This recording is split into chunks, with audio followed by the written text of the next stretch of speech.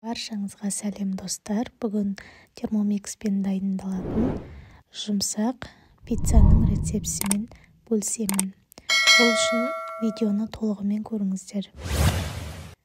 Қажетті мөлшерлерін описаниеге жазып қалдырамын. Ең әуелі термомиксімізге сұйық майымызды және суымызды ашытқымызды салып, қақпағын жауып, айналдырып аламыз. 20 секунд скорость 2-ге қойып айналдырып аламыз. Дайын болған соң үстіне тұзымызды, ұнымызды салып 2 минут қамыр режиміне қойып басып аламыз.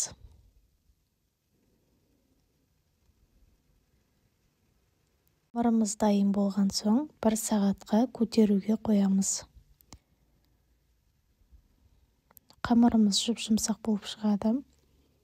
Оған дейін ірімшігімізді өткізіп аламыз.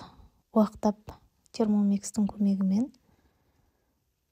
Ол үшін 20 секунд скорость 4-ге қойып ірімшігімізді уатып аламыз.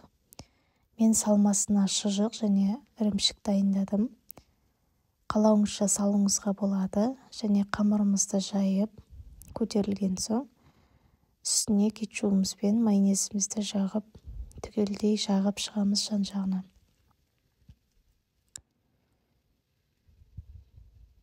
Үстіне шұжығымызды салып шығамыз.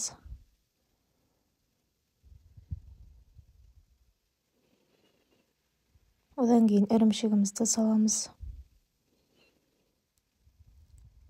Қалауыңызша қияр, қызанақ салуларыңызға болады. Үстіне майонезімізді құямыз. 180 градуста қызып тұрған пешімізде пиццамызды салып пісіріп аламыз. Міне пиццамыз дайын болды, ас болсын.